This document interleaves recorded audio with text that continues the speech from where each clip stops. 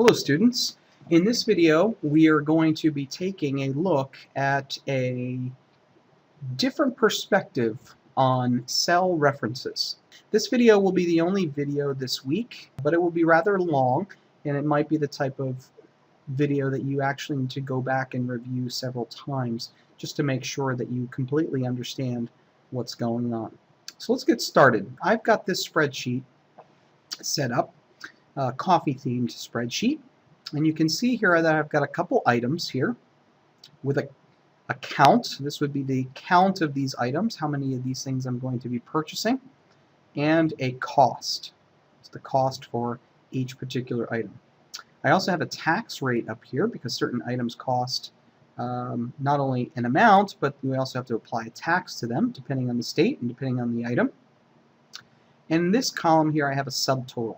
And so what my goal is in this spreadsheet is to take each of these items, take their count and their cost, and find a subtotal for each, and then to total everything up together. Now, most of this should be doable with what we have done before. But we're going to, as I said before, add a little twist to it. So let's first start by actually setting up the formula for the subtotal. If I wanted a subtotal for this particular item, I could start by creating a formula, and essentially all I really need to do is multiply the count by the cost. All right, if we exclude tax for a moment, we can just multiply the count by the cost. So I could actually just click here on this particular cell, and you notice that my spreadsheet gives me a cell reference of C5. And then I'm going to multiply that, so I'm going to use the multiplication symbol, the asterisk, and I'm going to add the cell reference D5. So this particular cell should be the product of C5 and D5 and should give me the subtotal for this particular item. So I'll hit enter, and you can see there that my spreadsheet does calculate that subtotal appropriately. So if I change the count to 4 from 5, I do get an updated value. If I change it back, I get that updated subtotal. So that's a nice formula for this particular spreadsheet. Now, in the past, all I've had you do is create a single formula for a particular statistic or piece of data. But you'll notice in this spreadsheet, it's a little bit different. This formula is pretty much the same type of formula that I could use for each item across these rows. So the question would be, do I have to set up this formula in the very same way that I set up the other formula? For example, do I have to take the time to create, as I'm doing now, the same formula for every particular row? I certainly could, and for 4 items it might not be terrible, but what if I had a spreadsheet that listed hundreds of items? Would it be a good use of my time to create this formula in this column hundreds and hundreds and hundreds of times? Well, the obvious answer is no. So there's another way. What we can do is a couple of different things. One thing that you can do is you can actually copy this cell and then paste it into another area. Now, let's think about that for a minute. If I copy this cell, what's actually being copied? Is it the 3495, or is it the formula C5 times D5? Well, the correct answer is the cell formula. So some might say, well, if you copy C5 times D5 and paste it into row 6, wouldn't your formula then be off? Wouldn't it be based on row 5 instead of row 6? Well, naturally, that's what we would think. Well, let's take a look. Let's watch what actually happens. I'm not going to come up here and highlight this formula exactly. What I'm going to do is I'm just going to select my cell. I'm going to copy it. You can use the edit feature and go to copy, or you can use Control-C. I'm using the Control-C keyboard shortcut. So I copied that, and what you notice is I have some dashed bars. If you're using Excel, you might see some dancing dash bars floating around the reference. That tells you that you just copied that to the clipboard. Now when I come down here, if I paste, I'm going to use Control V for paste. You'll notice that I get the same exact value that I had before. And if I look at my formula, you'll notice that instead of C5 times D5, I ended up with C6 times D6. Interesting. What if I copy this cell again and I paste it down here? Well, you notice here that I get a completely different value, and if I inspect what's inside the cell, I see that the formula is C7 times D7. So what we notice here is that Excel or Google Sheets, a spreadsheet, is smart enough to pick up on what we are trying to do. And the reason why it's actually smart enough to pick up on what we were trying to do was because of the fact that we were using a particular type of reference, a particular type of cell reference. In a spreadsheet, there are two types of cell references. The cell reference that we're using here, C5 and D5, these are actually called relative cell references. That's relative cell references. And the reason why we call them relative cell references is because when we are using those cell references, Excel does not read them as C5 or D5. It really reads them relative to where I'm using them. So for example, this particular formula is in E5. So C5 actually refers to two cells to the left of E5. So essentially what I'm saying is that C5 is two cells to the left of E5, or that's its relative position to E5. D5 is one cell to the left of E5. So relatively speaking, it's one cell to the left. It's actually not reading this as C5. It's reading it as two cells to the left. It's not reading this as D5. It's reading this as one cell to the left.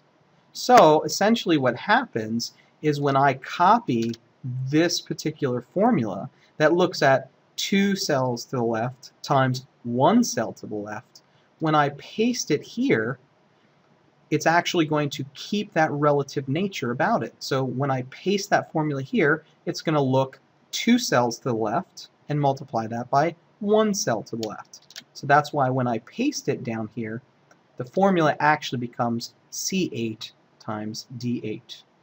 That's a very, very useful type of cell reference, because what I can do now is set up my formula once, and I can really copy and paste it as many times as I need it. Provided that the relative nature of the cells stays consistent, as long as I'm constantly multiplying two cells to the left times one cell to the left, then I can copy and paste that formula regardless of how many items I have. So it's a very, very nice feature. You may want to go back and review that just one more time. But let me show you another useful tip. In a prior video, I introduced the fill handle to you. The fill handle can be used in the very same way. It's kind of a copy and paste. We saw before that the fill handle can be used to kind of complete a series or sequence. Well, here what it can do is it can actually be used to copy and paste this particular cell reference or cell formula. So what I can do is I can come up here, as long as I have this particular formula set up the way I want it, I will select that cell, I can grab the fill handle, and if I click and drag that down, what the spreadsheet will do is it will actually copy that formula all the way down my row or my column.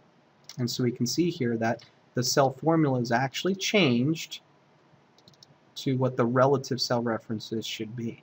So that's a nice tip. Alright, so essentially what we've reviewed so far is that when we use these cell references, they are relative, which means that we can copy and paste them to other locations, and the spreadsheet will actually pick up on the relative reference rather than looking directly at this particular cell. So if I copy this formula Down here, it's not going to be looking in row 5, because row 5 was relative to where I started. It's actually going to look in my new location, which is row 8. Okay? Now, what about this tax rate? Let's incorporate this. This is the second part of what we want to learn. If I needed to actually include in my subtotal the amount of tax that I wanted, then I could use this tax rate as a cell reference in order to accomplish that. So what I'm actually going to do is I'm going to create a new column called tax. I don't want to mess up my subtotal. I am going to format the same way. Okay. What I want to do is I want to calculate the tax on this particular item. Now we're going to just assume that all of these items are taxable in whatever state we're working with, and we're going to assume that the tax rate is 7%. To set up this formula to calculate the tax should not be terribly difficult. All I need to do is start with an equal sign. I'm going to take the subtotal this time, and I'm going to multiply it by the tax rate. So I'll take the cell E5 and I'm going to multiply it by C2. This is my subtotal, and C2 holds the tax rate. And when I hit enter there, I should have a nice calculation of what the tax would be. So 7% of $34.95 should be about this. Now we may want to format that so that we are looking at currency, all right, $22.45. And we notice here if we change the tax rate, maybe we're living in New York, we change that to 8%, then that will be updated appropriately. Okay? Now, same as before, we need this same formula down these several rows, or down the column. So let's grab the fill handle, copy and paste, and then look, for some reason this didn't work out too well. What went wrong here? Well, if we take a look at the cell reference, or the formula for each of these others, let's take a look at what we have here. This one worked out just fine. E5 times C2, that was perfect. Well, let's take a look at this one. This one says E6 times C3.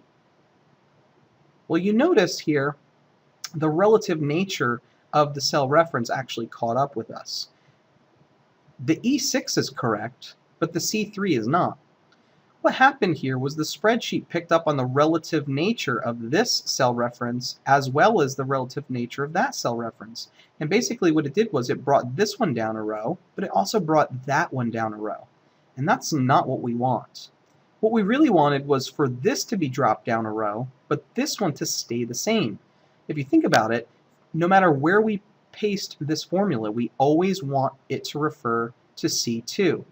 So in order to accomplish that, we need to use another type of cell reference, and that's called an absolute cell reference.